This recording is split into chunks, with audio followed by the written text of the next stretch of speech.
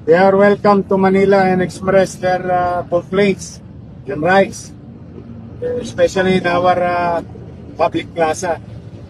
But they don't have the right to destroy properties, private and public. Kala ko pa gusto niya ng gobyernong matino. Eh, ba't yung sinira yung property ng gobyerno?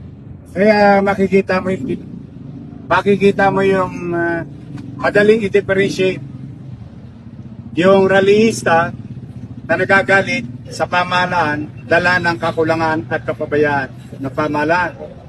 Yung namang mga gustong sumikat, o ngayon sisikat kayo ngayong gabi, sisikat kayo sa mga darating na araw.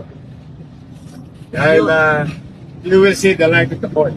Ngayon, di ba madadagdagan yung mga katuan? Kasi may mga na-video, lalo na may mga nagpupumpas sa bata na medyo matatanda na, nagpupumpas na. So, ano po yun? Pwede pa rin papilang ma-aresto sa video niya. Ang Maynila ay may humigit kumulang 1,000 CCTV.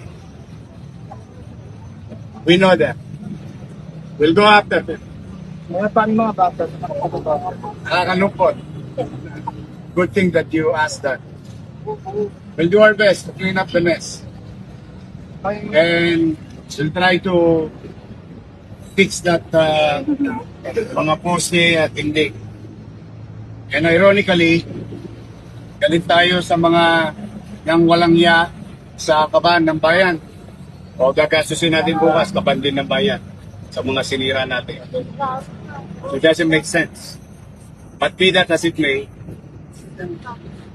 we will pursue legal way to charge that the city government. May sinunod daw mayor na Yes. Sana diyan. may coordination of UN private staff. They are being investigated now. Siya magka-curfew, so hanggang kailan Gumaywa pa naman, may 12 na Mas may quit lang yan. Kasi nakita mo yung ginawa kanina. Inutusan yata, 10 years kinakyan ko sa stoplight. May duwag din eh. Bata pa pinakyat. Ay, good. Bago na kayo. Ngayon, may mga minor, Kanina, puro kayo saya. Mamaya, puro kayo iyak. may mga minor de edad na huli, nagpunta na ba yung mga magulang at ano yung reaction nila? Ano po, o yung mga magulang, pinunta na po ba yung mga anak nila na narin? O, dapat lang.